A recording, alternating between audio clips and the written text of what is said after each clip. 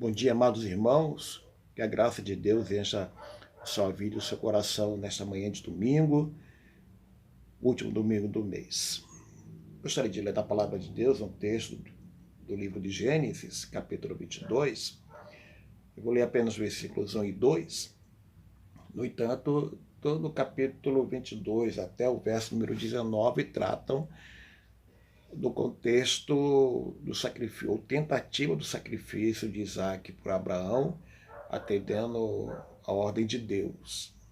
E não foi, pela graça de Deus, o sacrifício não foi concretizado, também por causa de Deus. Então fala assim, Gênesis 22, versos 1 e 2. Depois dessas coisas, pois Deus aprova a Abraão, e lhe disse: Abraão. Este lhe respondeu: eis-me aqui.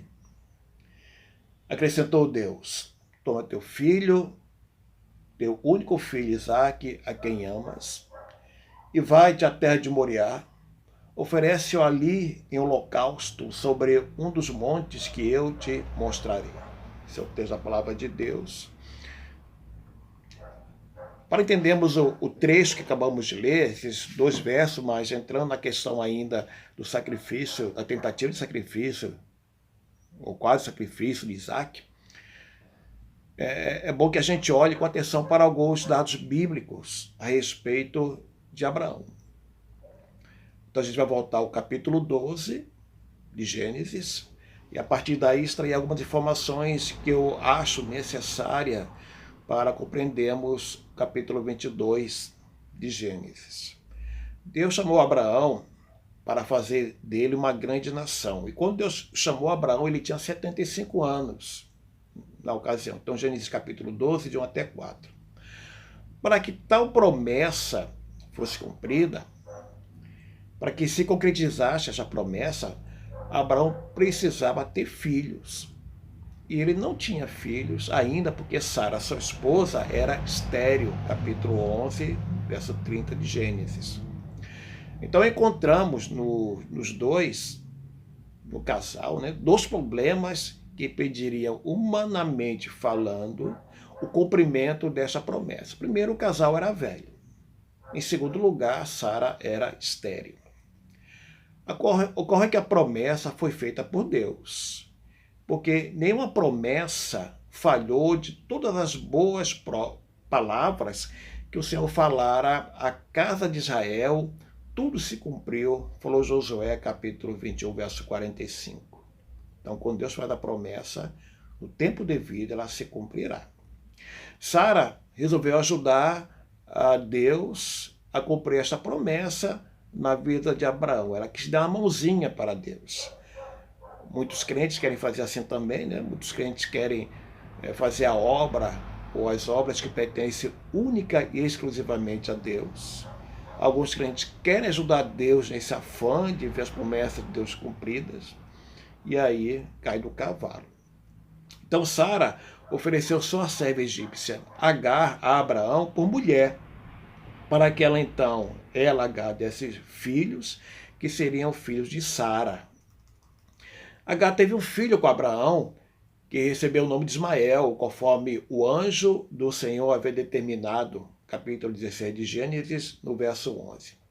Quando Ismael nasceu, Abraão tinha 86 anos. Capítulo 16, versos 15 e 16 de Gênesis. Quando Abraão tinha 99 anos, Deus disse para ele que seria pai com Sara.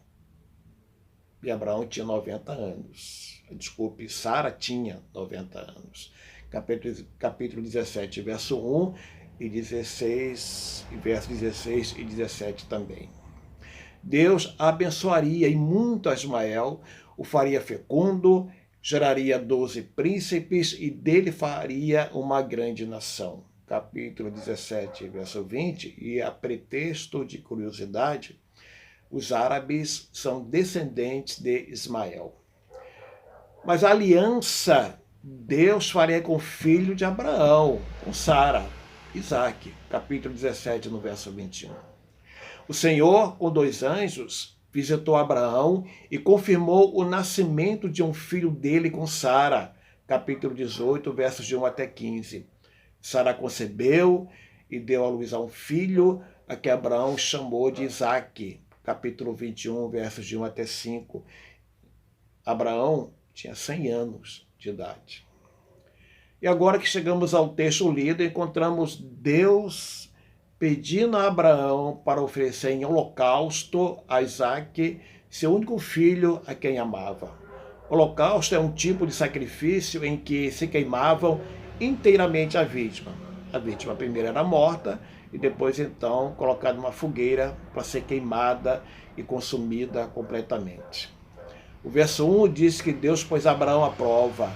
O Salmo 11, verso 5 diz: o Senhor põe à prova ao justo e ao ímpio.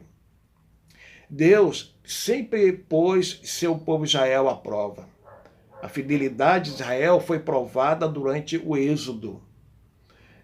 Capítulo 15, verso 25 de Êxodo fala assim: Deus ali os provou.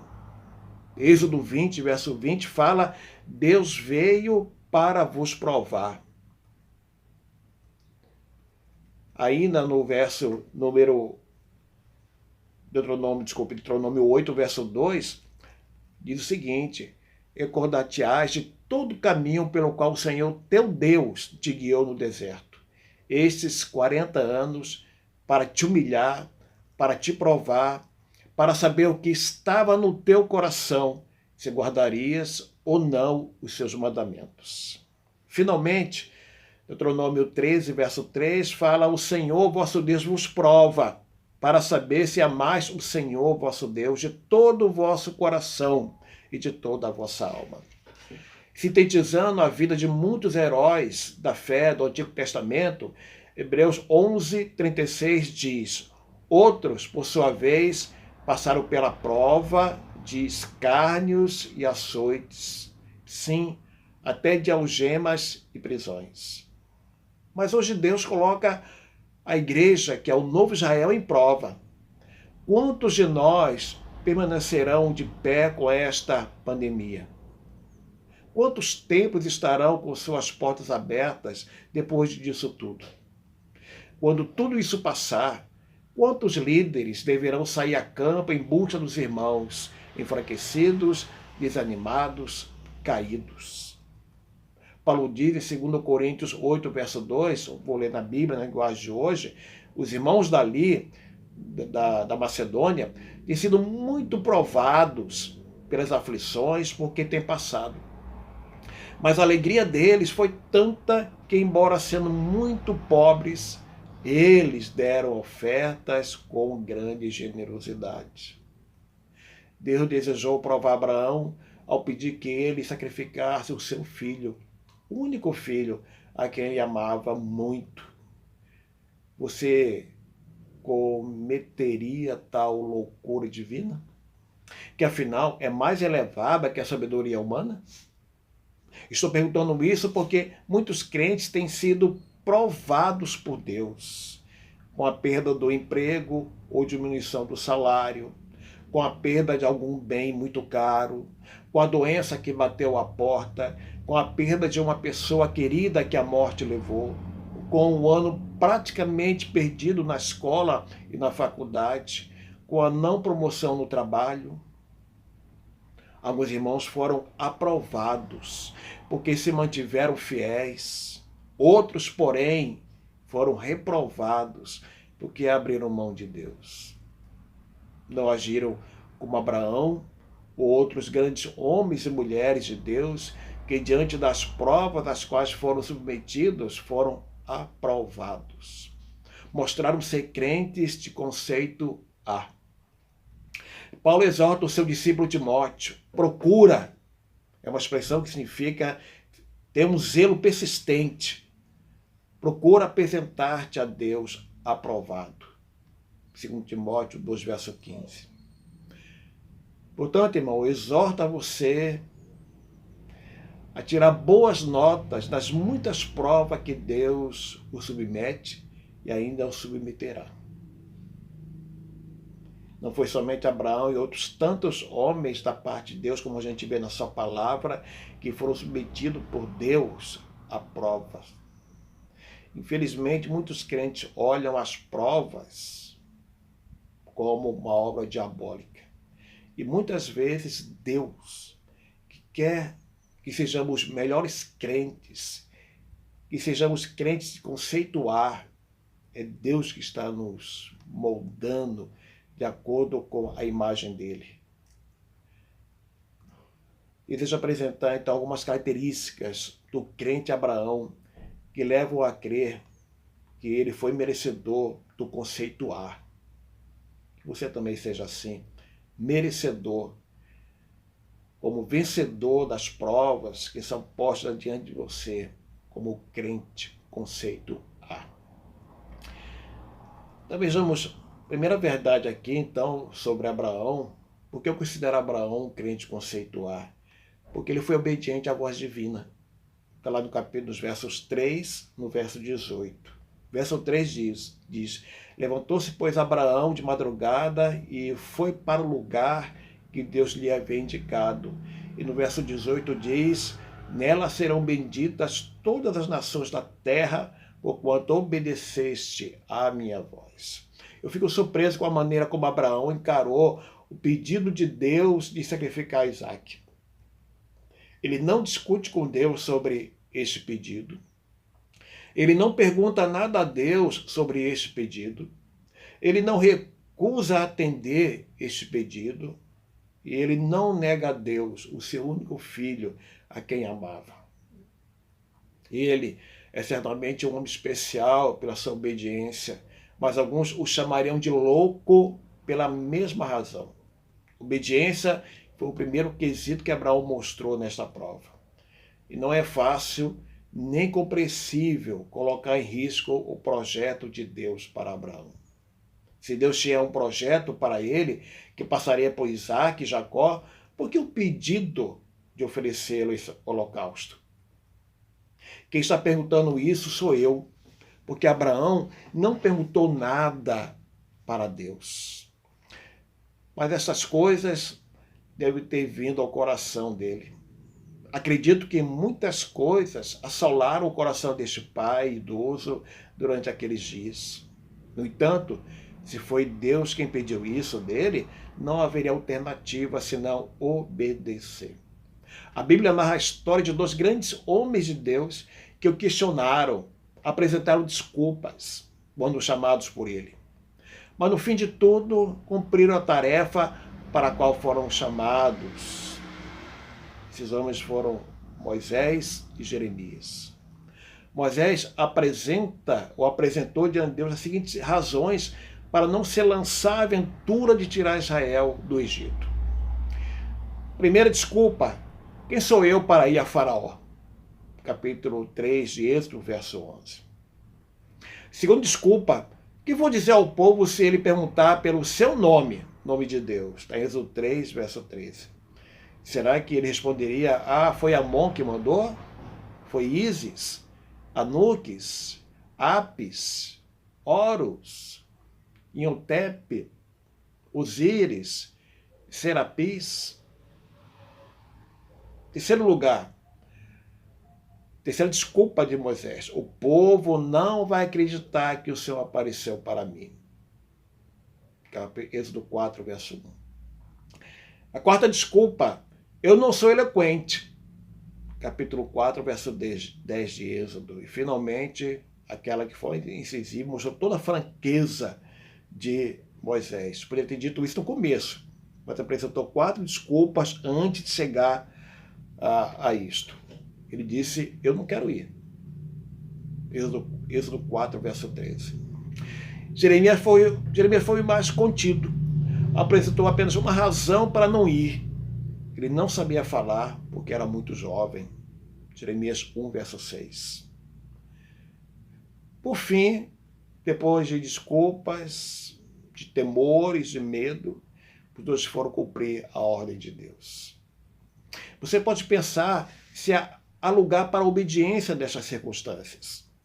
Você pode afirmar que não cometeria loucura semelhante se uma voz no seu ouvido lhe pedisse algo que é único, pelo qual você nutre muito amor, muito carinho e apegado. alegando que ouvia vozes pedindo para matar. Um casal confessou que havia assassinado, esquartejado e enterrado duas mulheres no quintal da própria casa em Garanhuns, Pernambuco. Isso aconteceu em 2013. Essas vozes não eram voz de Deus. Abraão obedeceu porque conhecia Deus, conhecia a voz de Deus e, portanto, ele deveria obedecer. As pessoas que conhecem a Deus das Escrituras o obedecem. Jesus falou que ele era o bom pastor, por isso conhecia as suas ovelhas e elas conheciam. João 10, verso 14. Tera, pai de Abraão, era idólatra. Antes que Abraão saísse de lá, ele conhecia o seu pai como idólatra. Josué, capítulo 24, verso 2. E Abraão, então, deve ter conhecido, é claro, os deuses dos caldeus. Aos 75 anos, Deus chamou Abraão e lhe fez promessas. Desde então, este homem foi conhecendo e conhecendo a Deus. Cada dia, um pouco mais. Cada semana, um pouco mais. E assim foi Abraão até o fim da sua vida. Quando Deus pede Isaque em holocausto, Abraão obedece, porque sabe que é a voz de Deus. Muitos crentes que estão há anos envolvidos com as atividades da igreja ainda não conhecem a Deus como deveriam e por isso têm dificuldades em obedecê-lo. Não são crentes com conceito A. Outra característica para apurar se o crente é conceituar é que este tipo de crente cumpre imediatamente a ordem divina. O verso 3 fala o seguinte: levantou-se, pois, Abraão de madrugada. Vejam que no pedido de Deus a Abraão não havia determinação de quando o sacrifício deveria acontecer. Deus não disse a Abraão para ir no dia seguinte à terra de Moriá para sacrificar Isaque. Nem fazer isso em 3 dias, ou em 1 semana, ou dentro de 1 mês. Portanto, esta questão do tempo estava em aberto, o que poderia levar Abraão a postergar a ordem de Deus. Mas Abraão desejava cumprir imediatamente esta ordem. Esta é outra característica importante para que se apure se o crente é ou não é conceituar. Ele não conta nada para Sara, ela não aceitaria isso para o seu filho. Com certeza, Sara pediria a Abraão para que não desse ouvidos a Deus. Abraão poderia ir adiando a concretização do pedido do Senhor. Porém, é o servo de Deus. Ele é o crente conceituar, que resolve cumprir imediatamente a ordem dada pelo Senhor. Assim, ele acorda de madrugada e ele mesmo faz todos os preparativos para sacrificar o seu único filho. Primeiro, prepara o seu jumento. Segundo, escolhe 2 dos seus servos para irem com eles e racha lenha para o holocausto. Pense em Abraão, rachando a lenha onde iria deitar o corpo do filho para o holocausto. Por que muitos crentes não cumprem logo a ordem de Deus? Por que adiamos uma ordem que Deus dá para nós? Por que tanta demora? Por que o crente demora tanto em pregar o Evangelho? Paulo foi o apóstolo a quem o próprio Jesus chamou das trevas e o levou para a sua maravilhosa luz, conforme Atos capítulo 9, a partir do verso 1. Pelos relatos de Lucas sobre os eventos iniciais da vida de Paulo, acredito que com 1 ou 2 semanas após a conversão, ele já estava anunciando o Evangelho. Isso é possível ver quando ele, em Damasco, vai às sinagogas pregar a palavra de Deus. Nós procuramos encontrar nas entrelinhas da ordem de Deus alguma coisa que nos leve a interpretações erradas desta palavra. Há julgamentos errados dessa palavra. E nós somos bons para tirar o time de campo, para encontrar alguma brecha no mandamento de Deus, na ordem de Deus, naquilo que Deus nos ordena em sua palavra. Nós somos craques para encontrar algo que o texto não fala. Mas a ordem de Deus para sacrificar o seu filho, Abraão obedeceu imediatamente. Então Abraão foi um crente de conceituar. De conceituar. Como naturalmente você deve estar procurando ser, luta para ser, através de vários comportamentos próprios do crente. Você lê a palavra de Deus, você ora, você está presente nos cultos. Mas será que alguma coisa que Deus já falou ao seu coração, seja pela palavra pregada, pela palavra lida, aquilo que você sentiu Deus falar no teu coração, estão de acordo com a palavra de Deus? Será que você já cumpriu ou está postergando? Abraão imediatamente saiu de madrugada para realizar aquilo que Deus havia ordenado. Você está demorando. Faça logo. E seja um crente conceituado. Então, além da obediência, além da prontidão em atender a ordem de Deus, uma outra característica do crente conceituar, presente aqui nesse texto, é que o crente conceituar confia na providência divina. Está lá no versículo 8, quando Abraão responde a Isaac, seu filho: Deus proverá para si, meu filho, o cordeiro para o holocausto. E seguiam ambos juntos. Nós estamos chegando ao clímax deste evento. Abraão e Isaac chegaram ao local do sacrifício depois de 3 dias de viagem, lá no verso 4. Agora, apenas os dois juntos seguirão até o exato lugar do sacrifício. Apenas eles. Abraão coloca a lenha a ser usada no holocausto no ombro de Isaac, enquanto ele carrega a faca e o fogo. Ambos participarão do sacrifício. Abraão, o ofertante, Isaac, a oferta. Enquanto estão a sós, Isaac pergunta ao pai pelo cordeiro. Está lá no versículo 7. Tudo estava ali. O fogo, a lenha, mas faltava o ingrediente principal, o animal a ser sacrificado. Isaac não sabia de nada. Seu pai não tinha contado para ele nada, nada, nada. A resposta de Abraão é que Deus proveria o cordeiro.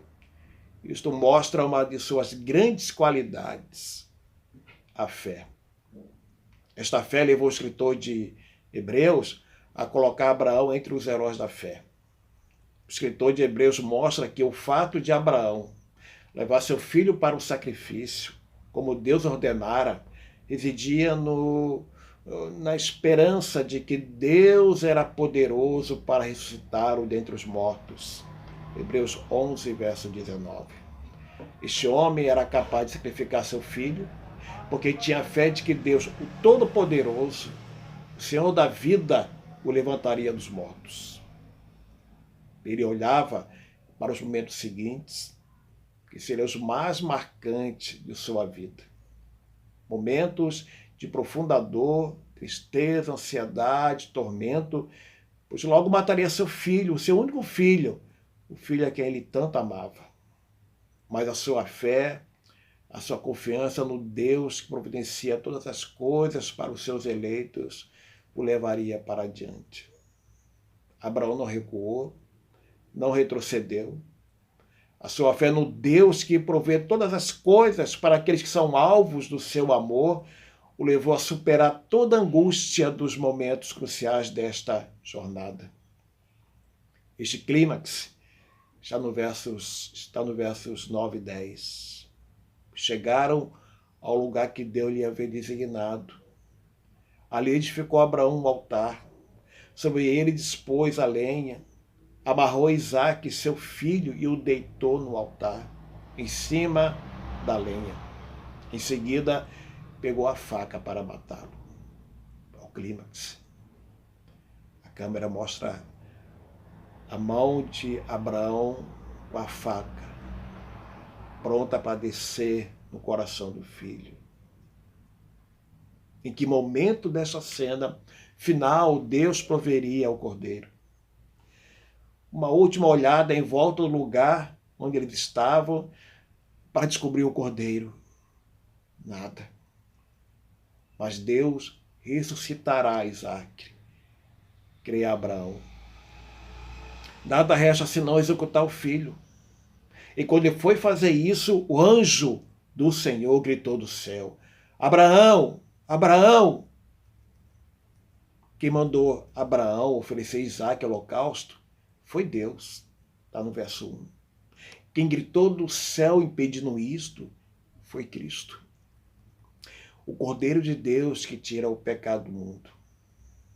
A palavra anjo está com o A maiúsculo nos versos 11 e 15. Quando isso ocorre no Velho Testamento, significa que este anjo é a segunda pessoa da Trindade. Quem grita no céu é aquele que centenas de anos depois deste fato se tornaria carne, habitaria entre nós e morreria sacrificado na cruz como cordeiro. O Deus proverá o cordeiro de Abraão, que salvou Isaac, na verdade se realizou em Cristo Jesus, cuja morte na cruz traz salvação a todos aqueles que creem. É Deus quem proveu o cordeiro para a salvação de todos aqueles que creem. Abraão creu no Deus que provê a graça da salvação, assim ele merece conceituar. E você, meu irmão, irmã, aqui Deus tem provido de tantas coisas que lhe faz falta, e de maneira milagrosa alguma coisa acontece. É Deus cuidando de você, é Deus provendo a sua casa do mantimento, dos cuidados, do amor da igreja. Você jamais ficará desamparado, porque Deus tem dito à igreja para abraçarmos aqueles que fazem parte da família dele. E você é parte dela. Cremos que Deus cuidará de você e de mim também. Para concluir, meus queridos, então este homem foi um crente conceituar, este homem Abraão. O conceituar não implica em perfeição. Podemos considerar, por exemplo, notas entre 9,1 até 10 como conceituar. E 10 ninguém alcança nesta vida, porque nossa natureza pecadora não nos permite chegar a tal lugar. É provável que você não reúna as qualidades necessárias para chegar perto de um crente conceituar. É provável que nas provas das quais Deus já o tenha submetido, você não tenha saído bem. Mesmo assim, você está aí na igreja, você participa dos cultos, das atividades da sua sociedade, da escola bíblica, você lê a Bíblia todos os dias, ora, é dizimista, está envolvido com os irmãos, cuidando daqueles que precisam ser cuidados agora, nesses dias de pandemia. Mas será que não lhe falta ainda uma dose maior de obediência a Deus? Será que não falta um pouquinho mais? É tão complicado, é tão difícil obedecer assim a Deus? Quem sabe uma porção maior de consciência da urgência em pôr em prática as ordens de Deus? Não está faltando um pouquinho mais de porção disto para que você chegue ao conceituar na sua vida cristã? Urgência em atender a Deus de maneira imediata, entendendo aquilo que Ele tem chamado você? Ou ainda talvez lhe falte para chegar ao conceituar a certeza que Deus proverá aos seus eleitos e tudo aquilo que necessitam. Não lhe falta pouco mais de confiança, de esperança, de fé, de que Deus proverá, que nas suas crises, nas suas lutas, você haverá de encontrar não somente na pessoa de Deus, mas também na vida de muitos irmãos da igreja que estarão prontos a obedecer a Deus e correr para te socorrer, para te ajudar, para estender a mão, para orar por você com você, para lhe dar uma palavra de ânimo, segundo a palavra de Deus.